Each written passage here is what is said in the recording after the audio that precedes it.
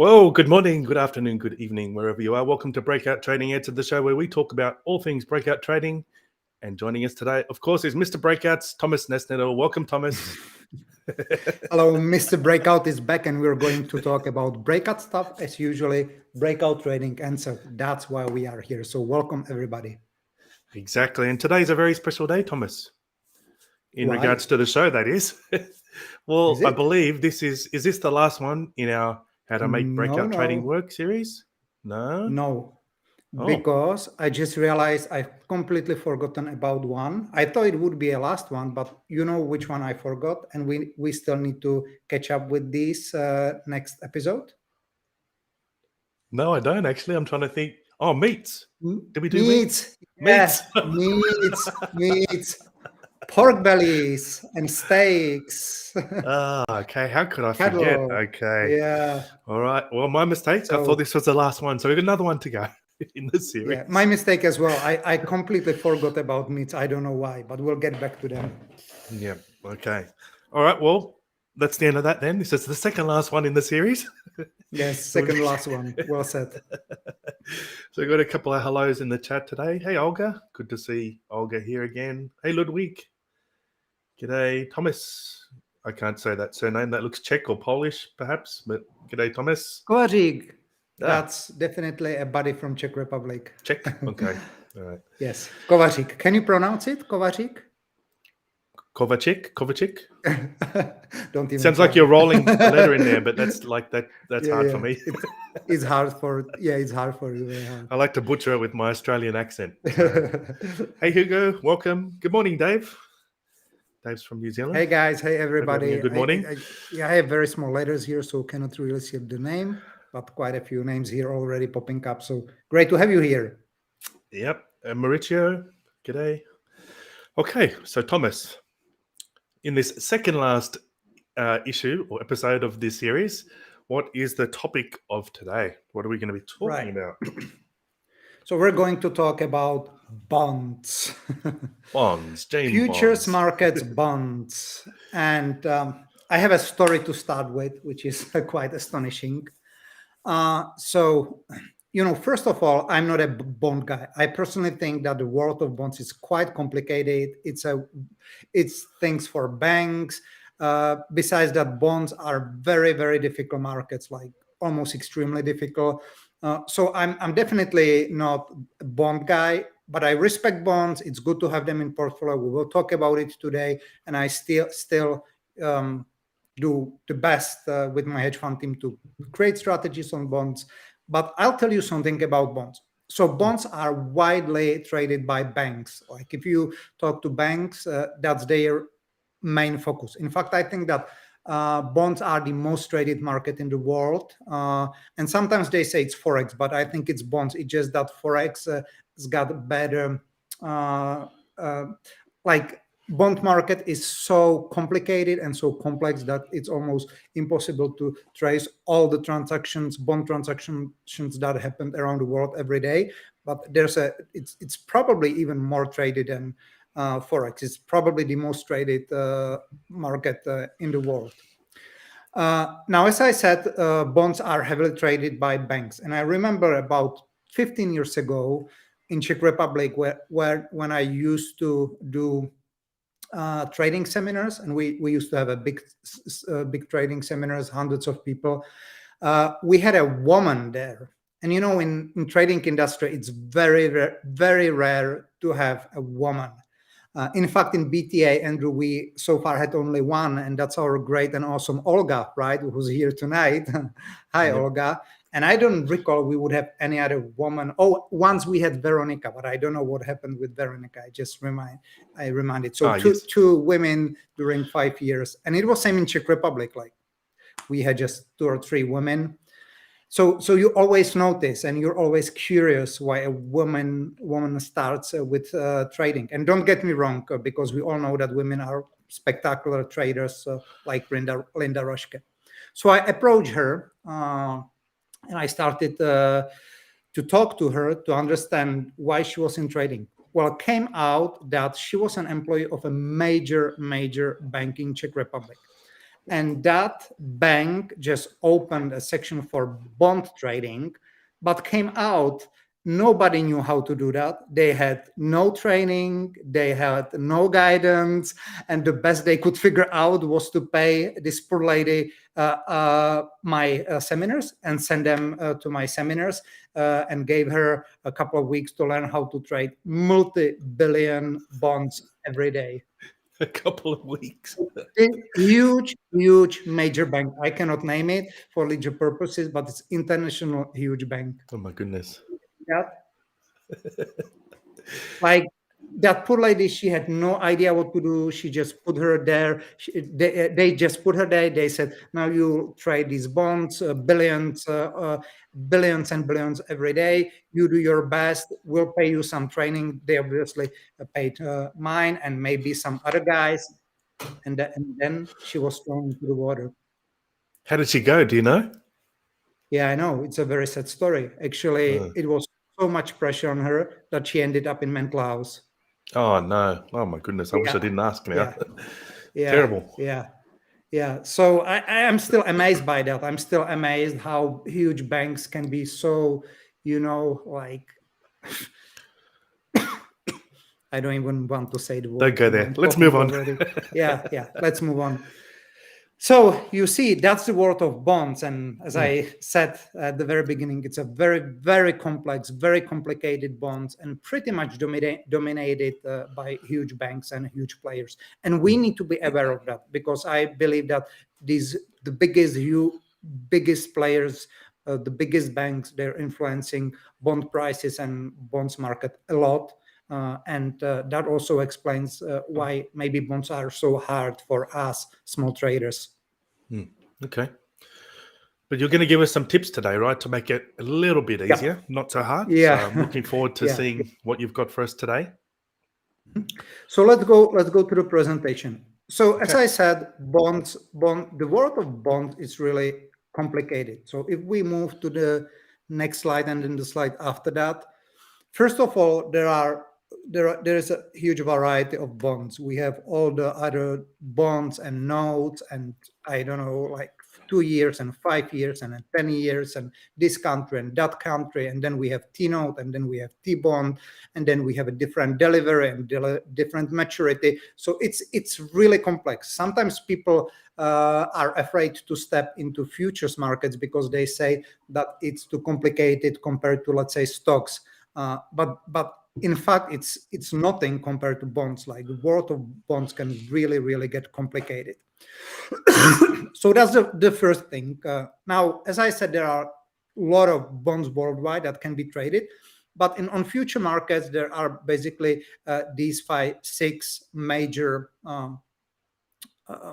markets that we can potentially trade with futures contracts on CBOT. So it's a 2-year T-note futures, 5 years T-note future, 10 years T-note futures, ultra 10-year T-note future, T-bonds future, and ultra T-bonds future. Now, don't ask me about all the details. As I said, it's quite a complicated world. What I can tell you is that with a lot of work spent on bonds, from my own experience, for us traders, just to have a look, I think these Fords on the next slide are the only bonds that we should even think about. And out of these, only these two in yellows, which is 10 years treasury note and 30 years bonds, are the futures markets where we were ever able to build any strategy whatsoever. So it's really tough. If you want to create a strategy on bond, it will be the toughest market. It will take you the longest time, and you only need a lot of patience. And to give you proof of that, you already know that each episode I present how many strategies we were able to build in our hedge fund for certain market categories. So with some markets, we were talking about hundreds. Like we have 400 strategies for certain market category in our database, and some categories are built up really quickly, like indexes or energies. Now let's have a look on the next slide to see what we have achieved in a couple of years on bonds market so far. So it's just 50 strategies. That's it. That's it. So we have 18 strategies on the, which one is it? US, the US, T-bonds, and and 32 on TY. So that proves how hard it is, and we spend a lot of time on these markets. Now, very important. One can now question, why should we even bother? Like, why should we even think about bonds? And the truth is that bonds are, there is point in having bonds in a portfolio. So first of all, there's been a lot of material written and published on so-called investment ideal permanent whatever portfolio, with a lot of studies of correlations between indexes, bonds, and stocks. Was it? No, it was indexes, or stocks, bonds, and what was the third one? I think it was currencies or something like that. I don't recall right now. Well, the point is that that a lot of research, a lot of studies historically already suggested that there's always a good reason to have bonds in your portfolio for the sake of diversification. Although I'm not 100% on board with that, because I've seen heavy linearity between indexes and bonds already many times. There is something about these mutual correlations, and I can confirm definitely that having a bond strategy in portfolio will help you with correlations, will give you something that some other strategies might not have. And we want to be global, like we want to create well-diversified portfolio. We ideally want to be in any tradable market. So there is a reason to try, and that's a good reason. Otherwise, we wouldn't be even talking about bond markets. But definitely, bonds are markets that I would probably leave for the last, because it's more difficult than any other market sector. Yeah. It's interesting that you've got more 10-year note strategies here than the 30-year. And I've got some questions on those, but I think you're going to cover them in a later slide. So I'm going to hold back on asking you about that. Yeah. Because I don't want to ruin the surprise. Right. Actually, it's a very good question, and I wanted to talk about it on the next slide, but let's talk about it right now. And there's not really a surprise why there are fewer strategies with on the US T-bonds. There's a very simple reason, and that reason makes it even more difficult for us to create viable strategies on bonds, and that is that UST bonds, the market with the abbreviation US, that's what we're talking about, has got the highest minimum tick value out of all the futures markets. So, for example, if we trade YM, then one tick equals $5. And that means if we have one tick slippage on the entry, one on the exit, we're talking about $10 round turn slippage, which is all right. We can deal with that quite easily. And with most markets, we can deal with that quite easily. With UST bonds, the one tick is, guys, do you know? Let's see if somebody knows how big the tick is, or you can guess. On US? I know you know, Andrew, so don't spoil it, please. But the other guys, please, anybody's got some idea how big one tick in the US market is? The 30 bond. 30-year bond. Yeah, 30 years bond. Any educated guess? Any guesses? Is it $5? Is it 16? 32? Is it 20? No responses. No one wants to have a guess. Nobody knows. 36? 36. Juan, you're close. You're close. 1,000. 1,000. You're too far. Uh, It's Andrew, now please correct me. Is it 31.25, something like that? It's about 32. It's a very Yeah, weird number. I think Or so. is it? Around that. Yeah, I think it's 31.25. There we go, Neil. Yeah, you got it right. 31.25, Neil. Yeah, good job. So that already makes it really difficult to create a strategy, because that means that you need one tick on entry, one tick on exit, which is $65 almost, or 64. And then you need commission. So you need average trade. $70 is just to cover your costs. And when I started trading bonds, I thought that because it's a super liquid market, that's another advantage of bonds. These markets are heavily liquid, and especially TY. It's got like, sometimes you can see, I don't know if it's hundreds of thousands or even millions daily volume, but it exceeds nearly any other futures markets out there. It's one of the most liquid futures market that you can find out. Where was I? Okay, so right. So that's another advantage. Yeah.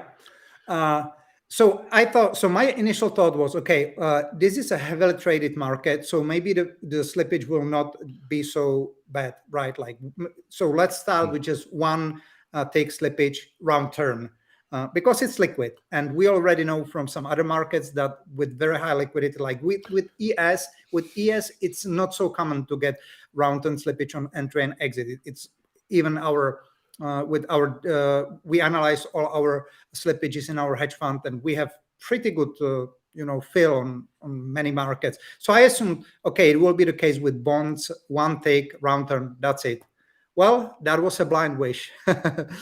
After collecting and harvesting a lot of data, unfortunately, I have to confirm that we do have one tick on entry and one tick on exit with bonds. That's the slippage we have. So we're really literally facing the reality when $70 will cover just the expenses, the $70 average trade. And that means that we really, really need to aim for very high average trade with bonds. That means we only can create swing strategies.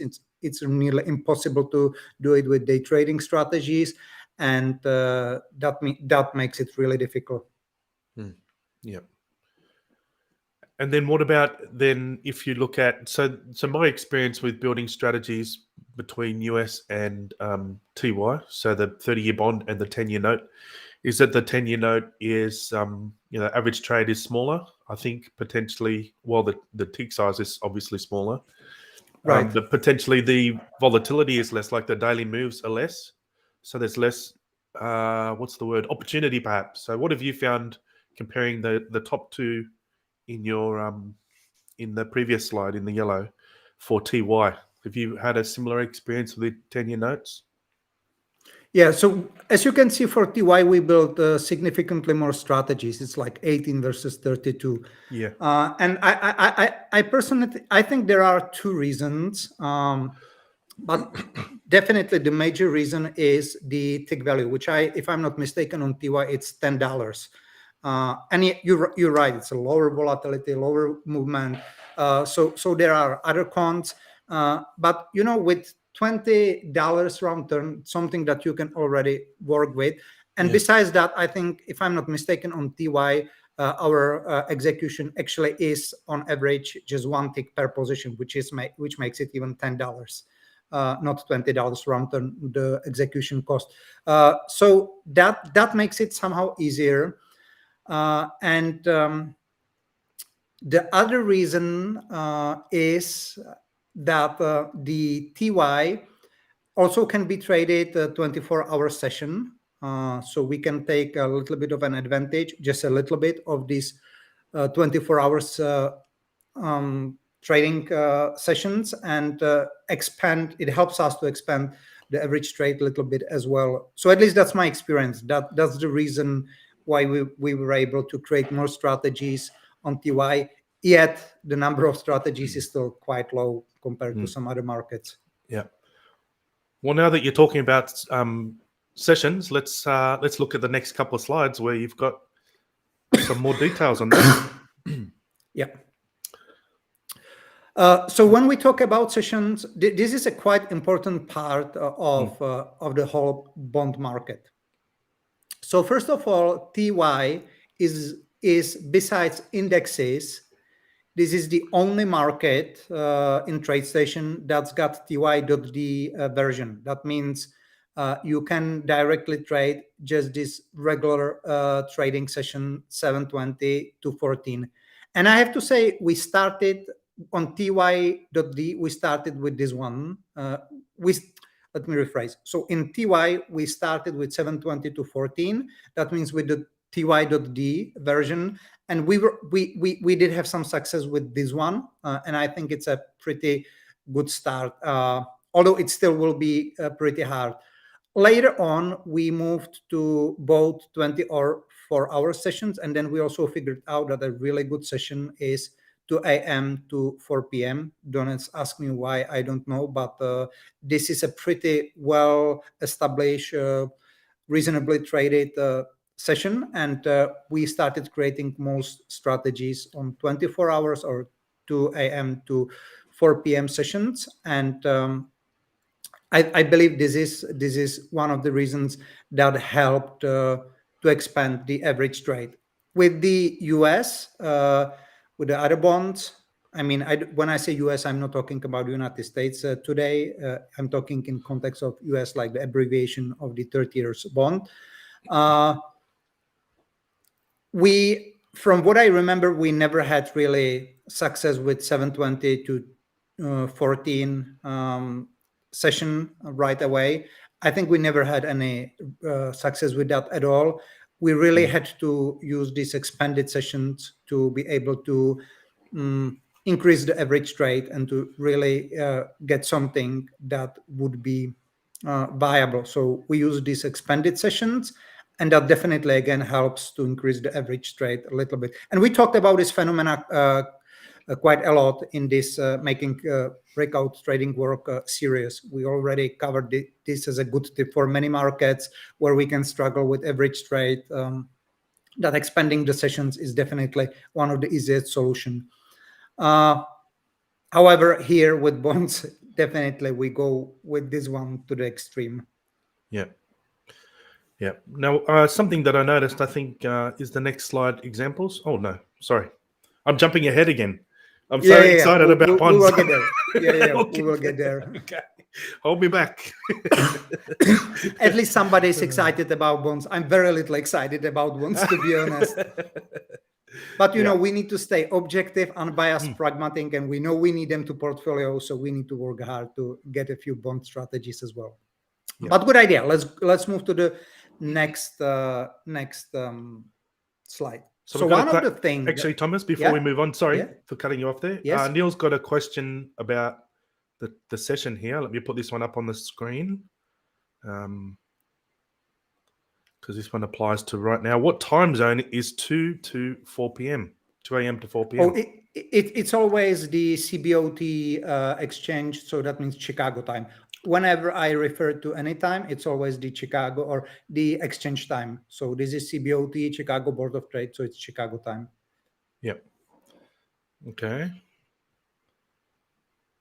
I thought Neil was asking about you know, the mix of, because we've talked about extended sessions quite a lot in this series, and you know, from 2 a.m. to 4 p.m. because it's exchange time. Obviously, you're picking up some of the European trading, which I think helps a lot with the types of strategies we're building. So I don't know if that clarifies the question or not, Neil, but thanks for asking it. We got a bunch of other questions in the chat, which I think we're going to save till later. So we can continue and we'll come back to them. All right, so let's move to timeframes, because quite frankly, it was, as I said, as difficult bond markets are, everything takes time to figure it out. And one of the things that really took us a lot of time to figure it out were these timeframes. And you already know that we usually work with 45, 60 minutes, 80 minutes, like these, let's say, most of strategies from what all you could see are usually somewhere between 30-minute time frame till, let's say, 120. Now, weirdly enough, on TY, the first strategies that started coming out were on 240 minutes time frame, which is probably the highest time frame we use at all in our hedge fund. So that really took us some time to figure out that to create a strategy, successful strategy in bond markets, you definitely need to be in the era of higher time frames. And with TY, we got success in 120 minutes and 240 minutes. We did not go higher. Potentially even higher could work. Who knows? We pretty much fixed these two, and that's where we created our 38 strategies. And on US, only 80 minutes worked for us so far. So we tried a lot of different time frames, and this is the only time frame that ever worked for us. We do not have a single strategy on any other time frame but 80 minutes. Wow. That's the bond market. Like the bond market, to me, at least to me, it's quite specific, and for everything, every small piece of bond market, we had to work hard. We have to work hard to figure out the time frame. We had to work hard.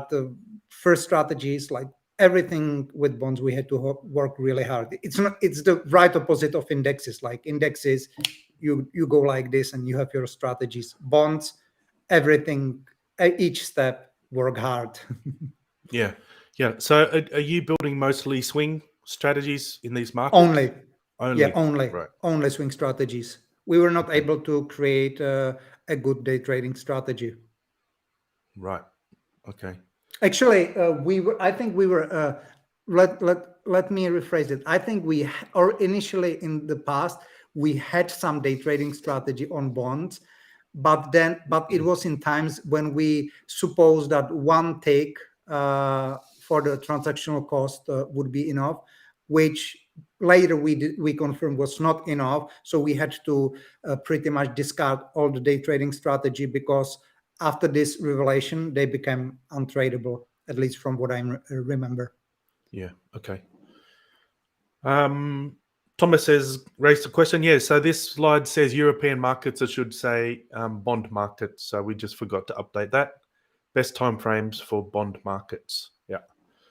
Oh yeah, sorry. It's just a typo, Thomas. Yeah, Thanks not for... European, US market. Sorry. I used the template from the previous show and forgot, which was about European markets, and forgot to change that. Yeah. And so there was one other thing I wanted to ask you, and I'm trying to think back to previous episodes. So it's interesting that you've got US 80 minutes here, because we talked about 80 minutes in, I can't recall, was it softs or currencies where it was a consistent time frame? Yeah, it was another, I think it was currencies where I said pretty much similar things, that it's another quite difficult area where we were talking about these higher time frames, and it seems almost seems like a pattern that more difficult markets work better with higher time frames. Yeah, that's an interesting observation, because I think for traders, well, I know this was in my case when I was starting out, that I assumed that the shorter time frames would be better, especially for markets that were difficult. But it seems like that's the exact opposite thing to do, and you need to go longer if you're having issues trying to build strategies for specific markets. And totally. And we started with the same assumption. We also started with this assumption of lower time frames and had the same idea. And sometimes, in markets we're always surprised by something. But the frustrating part with bonds was that we really took us a lot of time to figure out these time frames. And now I present them in 2 minutes, and everybody is getting information that took us so much time. So you guys have no idea how much you're already ahead just getting this information. Yeah. Well, thanks for sharing, Thomas. Yeah. Okay, so we don't have any questions on time frames, so I think we can move right along. Oh, examples. I love this part. Yeah.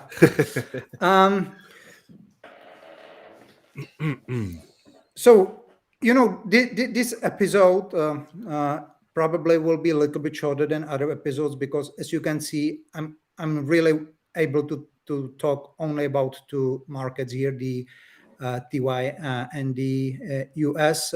So don't expect miracles today, because it is what it is. It really is very difficult market. However, you still can get really good strategies. That's something when you see this, that's something that keeps you pushing towards your goal, and helps you to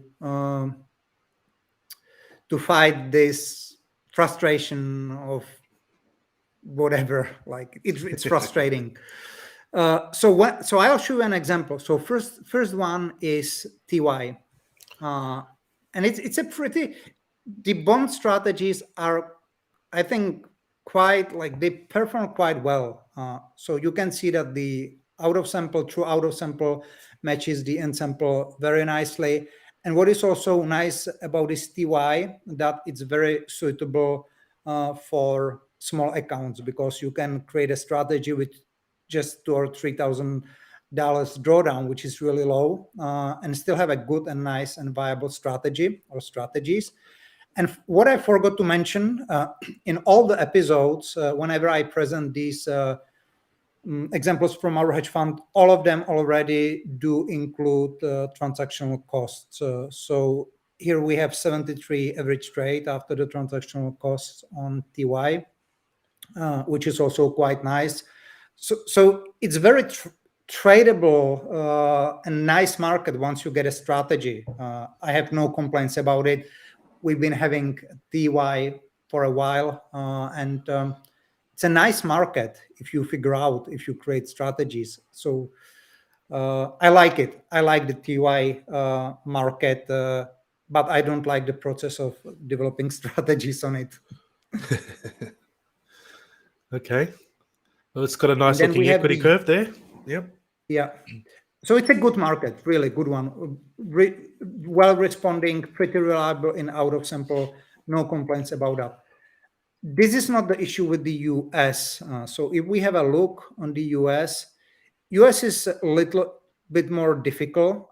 So first of all, the out of sample performance, from what I saw in our database, that few strategies that we have there, the real out of sample performance is not always the greatest. And also at the same time, I remember that we had to remove the US bond, like this one, the 30 years bond strategy from our hedge fund. I think it was last year, because it failed. So I think this 30-year bond can get tricky. I suspect that the shelf life, do you say it in English, shelf life? Shelf life, yeah. Yeah, shelf life on this market is shorter compared to any other markets, because I already shared that we did a big study, and the shelf life of algorithmic breakout strategies is usually about 18 months. I suspect that with bonds it might be shorter. We still have to have a closer look on that, but it's pretty possible. The nice part is that if you have a good strategy, you can make some decent money. So it can be quite profitable. But for example, this strategy's got average trade net profit 120, but 70 is the cost. This is after the cost, so you really need to get a strategy about 200 average trade on bonds. And bonds, it's doable on bonds. It's not impossible, but you'll need a lot of patience. So again, you can get strategies, but everything about, especially this US 30-year T bonds, it's quite difficult, not only in the development process, but also in actual live trading, at least from my part. Again, as I said, everything with this market we had to work hard on, and we had to go a lot of obstacles, including the one that we had wrong assumptions that one tick slippage round turn would be sufficient with its liquidity. It is not, including what I think it's probably shorter shelf life of this market compared to other markets. Yep. Just on the results here, Thomas, Neil would like to know, is this on a 10-year history chart? Yes, that's always each, and whenever I show results, it's 10 years. Up until that, the vertical line, right? And then after Yes, that, correct, yep. correct. Yep. After can- the vertical line, it depends when we developed it. It can be anywhere between, I think, 1 and 2 years. So it depends. Yep. I don't know exactly. Yep. And below the equity curve, you've got this risk chart. Yeah. What is that? With some strategies, we use fixed risk. Right. For example, $1,000 or $2,000 stop loss fixed risk. With some strategies, we use advanced risk management. So it's quite an advanced approach when we can have variable risk based on some things like volatility. So we have variable stop loss. It can be anywhere between 800 and 2,000. Okay. Why 2000? Is that just a personal preference? No, we have a special algorithm in our hedge fund, which basically, because if you use a variable stop loss, and if I talk about variable stop loss, the easiest one can be, let's say, for example, percentage based stop loss or ATR, average true range based stop loss. It can vary quite a lot. It can jump anywhere between a couple of hundreds to a couple of thousands, even tens of thousands. And you need to cap it somewhere because you don't want to risk 5,000 a trade. That doesn't make much of a sense. And then also you cannot position size correctly. So there are a lot of challenges with that. So we have an algorithm in our hedge fund which finds the best level to cap this variable stop loss and then fix it at that level. Yeah. Okay. All right. Question here from Bill. When we say bonds, let me put it on the screen. Do we mean it includes the Bund? No, we talked about European markets in the previous episode. And as I explained, the European market overall are way different animal. Like creating strategies on European bonds, it's way easier, incomparably easier. The US bonds are so tough. I don't know why. Maybe because they're one of the most traded in the world, and they've been here for a long time. I don't know. Okay, I'm just scrolling up through the chat because I know we've had some questions which we've left till later. So first one from Olga on stress testing. Despite the fact that you've not developed strategies on 2 and 5 year notes, I assume that you use TU and FV for stress testing purposes? Yeah, that's correct, Olga. Exactly as you say. Exactly. It's very good for stress testing purposes, definitely. Okay. All right. Just scrolling down. Okay, here's a comment from Bill. Low volatility equals low price movement is not good for breakouts. Is it good for trend following strategies? Well, it depends. It depends. You might have a low volatility. It depends on the perspective, right? Like I can say I have low volatility on lower time frame, then I can zoom out, create swing strategies, and create and having a look on a weekly movements. I can see that I still have low volatility, but at least enough volatility to create profit. So from the examples that I showed you on both markets, we can see that there is a way to encapsulate our time frames and time sessions into a sweet spot where we still can utilize at least the little of the volatility that is there and still create profitable strategies. Overall, of course, low volatility is not good breakout strategies, but we have different time frames and different time templates. So sometimes we can pinpoint a certain combination that still can give us opportunity. Yeah. Speaking of time templates, there was a question about those in the chat here from Mark. Here we go. When you speak of time templates, does it matter if the session is defined as a literal session template or defined in the code itself? Yeah, that's it. Mark, this is a big difference. And I know, Mark, you're in the Breakout Strategies Masterclass, and last week we released the Breakout Strategies Toolbox, which is 20 videos, and I talk about it in one of the videos. So please watch that video. I'm not going into details tonight, maybe in some other episode when we will talk about troubleshooting or stuff like that. But there is a big difference. And in that video, in the toolbox, I think it's the second video, I explained it in details with examples. Yep. Yeah, it can make a very big difference on the calculations, right? So thanks for the question, Mark. Just scrolling through the chat here. I think we've covered a bunch of these. Martin has just arrived with some questions. Martin, I guess. Oh, Martin, good to see you. I'm glad you made it. You'll have to catch the replay, Martin. We're talking about bonds. That's the last question I can see in the chat, Thomas, but I know we still have more to go in the slides. I have one more to go. One more slide. And this is a funny one. Let me put this one up on the screen. Here we go. 3, 2, 1. Boom. Quote of the day. Yep. Okay. So this is a funny one, but it says never invest in a business you cannot understand. And I can tell you one thing for sure.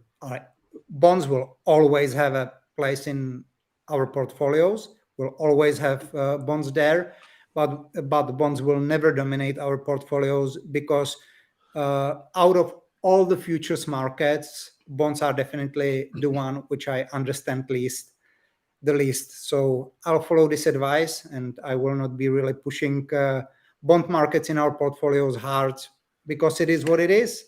It just, even to me, it's quite complicated. So this guy on the picture seems to be quite clever. I think he knows something about money, right? I think he probably knows a little thing or two. Yeah. Yeah. His So results. maybe better to listen to him. Yep. And for those who don't recognize him, that's Warren Buffett. So he's made a little bit of money from investing. By the way, do you know that he's from Olga's country? He's originally from Hungary. No, I didn't know that. Yeah. He's originally from Hungary. So I think that now after Warren, we will have Olga, right? Like you'll be the how you say it? Successor? It sounds right. Follower? Yeah. No. Successor? Yeah. Maybe. Successor. Yeah. Successor. You'll be the successor, Olga. Yeah. That'd be great. Okay, so we've got a couple more questions here in the chat. Mm-hmm.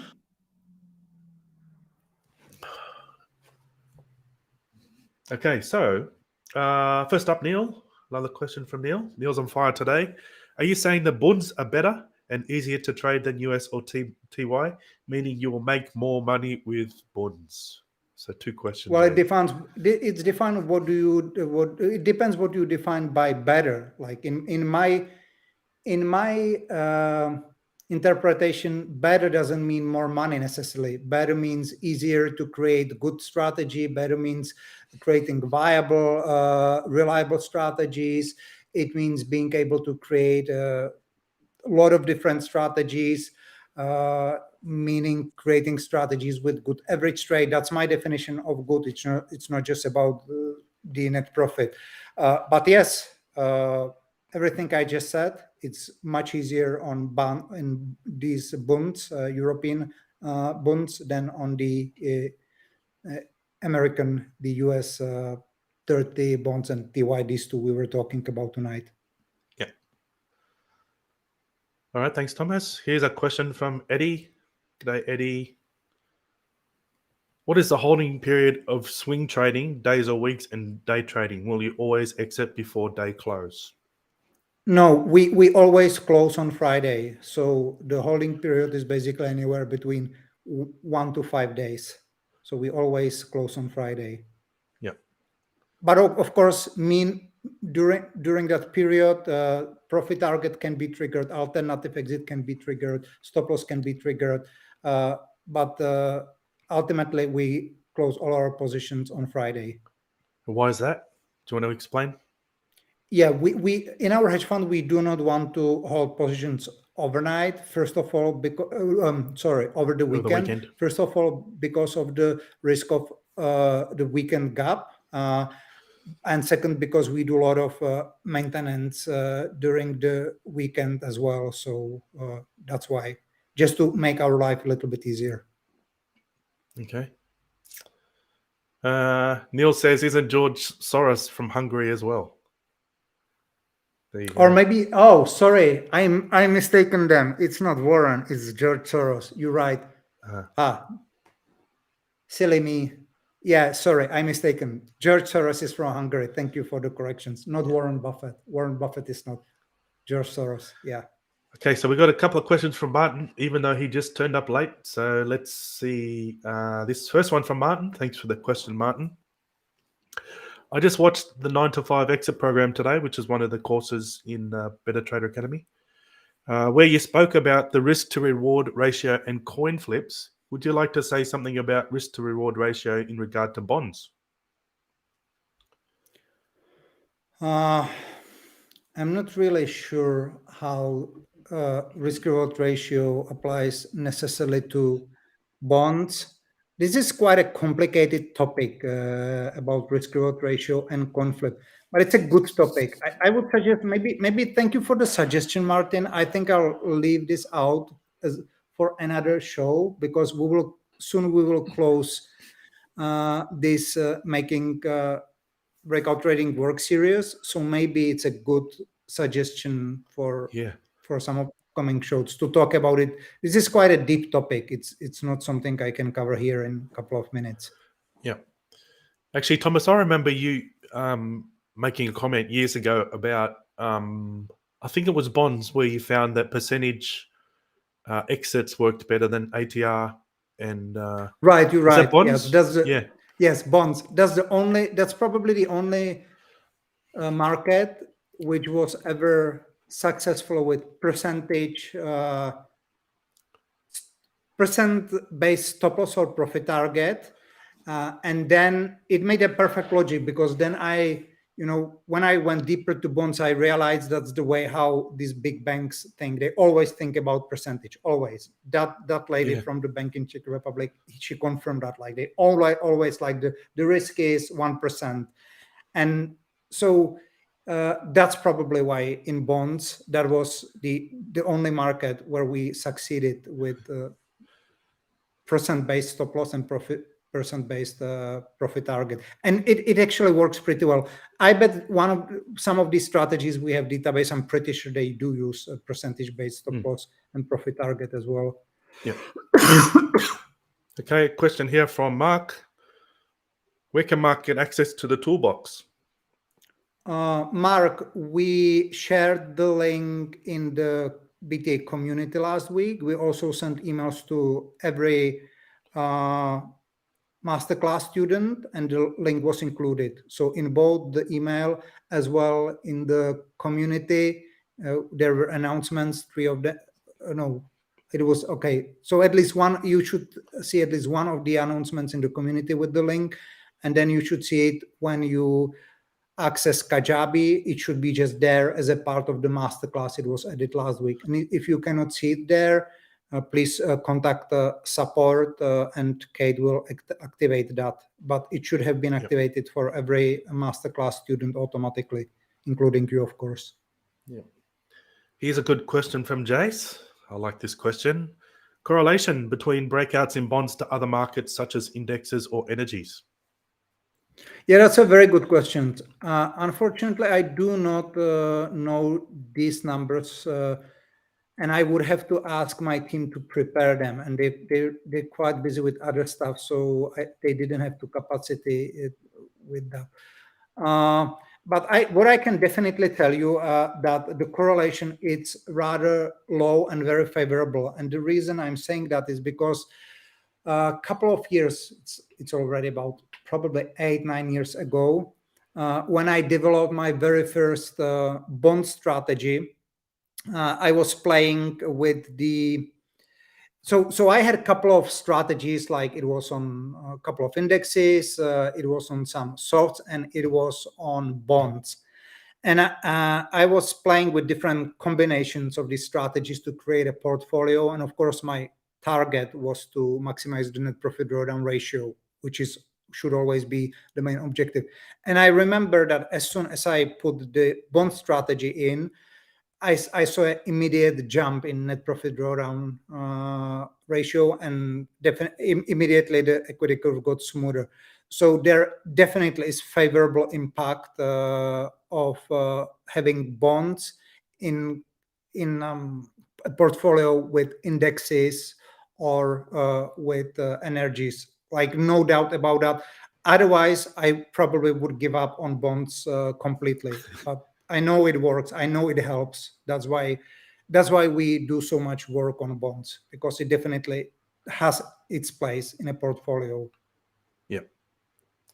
So that leads nicely into this question from Martin about how soon should I implement at least one bond strategy into the portfolio when starting out? Does it make sense to have some for diversification?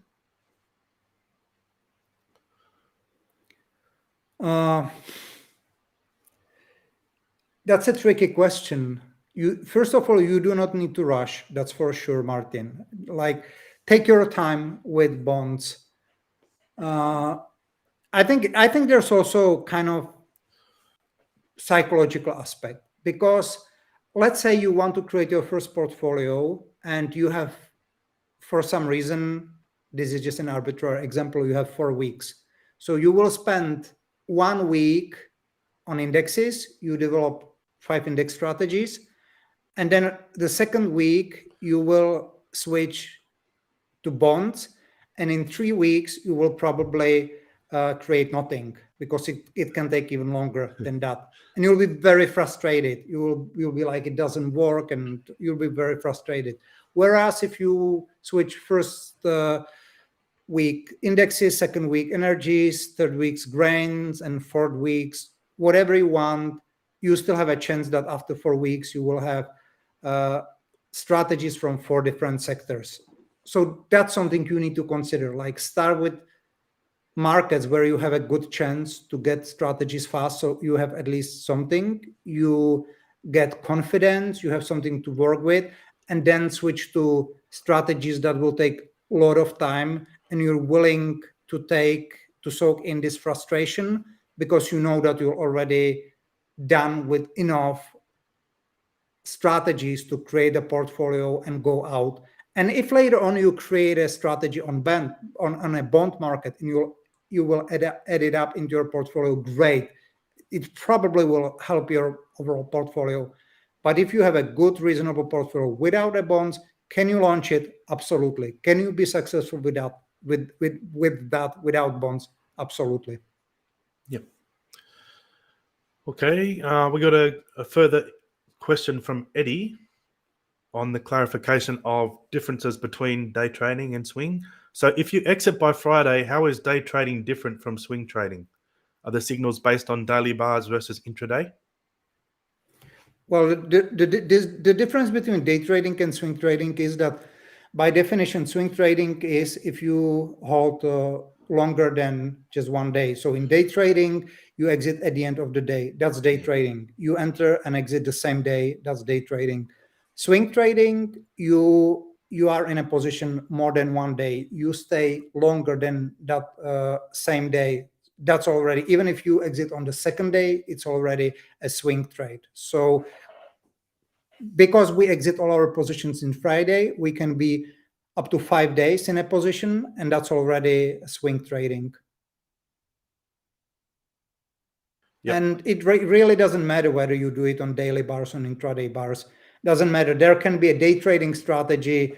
There can be a swing strategy on both daily bars and 5 minutes bars. Doesn't matter.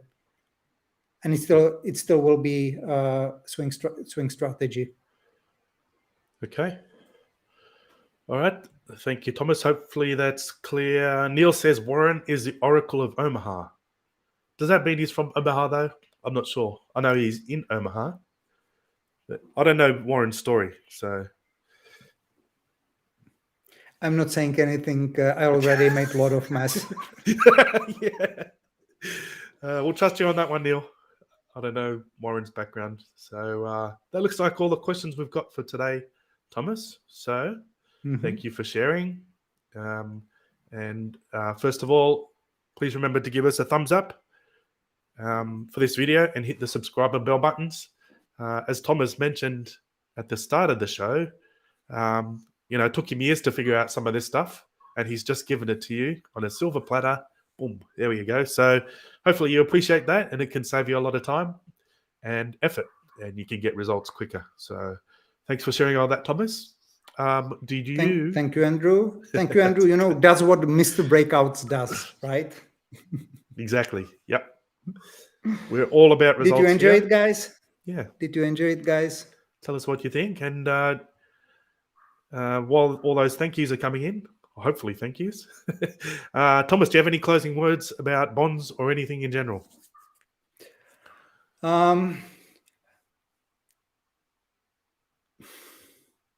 Yeah, I do. Okay. So guys, once you create a strategy on bond, you'll break a big milestone, because then you will probably create a breakout strategy on anything. Yeah. But do not take it as a challenge, and do not take it like you need to start with bond strategies to prove yourself you can do it, because it will cost you a lot of unnecessary frustration. By the way, what's your experience with bonds, Andrew? It's tricky as well. Definitely. I was just actually thinking, which one do you think is harder, currencies or bonds? I mean, Japanese yen's quite easy. So excluding the yen. If I talk about a complex, like currencies in general versus bonds, I think bonds are harder. Yeah, I think so. Because we also can do British pound, which I think definitely bonds are harder. Yeah. All right. So if anyone has questions or any comments, Thomas, what can they do? They can contact us on support@bettertraderacademy.com. And also, if you have some strategies that you would like us to review, send them as well. And even questions, send them out, and we will be happy to cover them in upcoming episodes. Or even better, you can turn up live and ask us questions on the show, which is even better, because we love the interaction here. So we've got a few thanks. Let's finish up with some thank you for everything you've shared with us today, Thomas. So here is Martin. Thank you, with a smiley face. Nice to see you, Martin. Thank you, Martin, for Glad turning you up. made it. Jace, good question today on correlations, Jace. Olga, as always, thank you very much. It was a great show. Nice to see you as always, Olga. And now I know it's George Soros and not the other guy. Sorry for messing up with your best Hungarian investors. We'll blame the research department on that one. What do you think? Yeah. That's us. Martin, thank you for sharing Mr. Breakouts. Eddie, thank you for a great show. Good questions on swing versus day trading, Eddie. Hopefully, glad to have you here, Eddie. Martin wants to know what my nickname is. I don't think I've got a nickname. Here we go, Thomas. Yet. Thank you, Mark. Okay, I can't keep up here now. Hi, Tomas. Tomas, is it? Tomas, forever indebted to you both. Ludwig, thank you. Bill, thank you. Greetings to Germany. Bill, fact checker for today, nice Neil. Thank you, Neil. He's thank you. Our resident fact checker. He pulls us into line when we say things that aren't true. So thank you, Neil. All right. Well, thanks everyone for joining us today. We had a great call and a great session with what Thomas has shared. So, Thomas, why don't you finish this one off for today? How about that? Thank you very much, guys. And Mr. Breakouts and the other guy named Andrew. We still need to get you some nickname. I like that. The other guy. The other guy, Mr. Breakouts and the other guy. We wish you happy trading. Yeah. All right. Cheers, guys. Have a good one. See you at the next one. Bring your meats, your burgers. No vegetarians. It's all about meats. Cheers.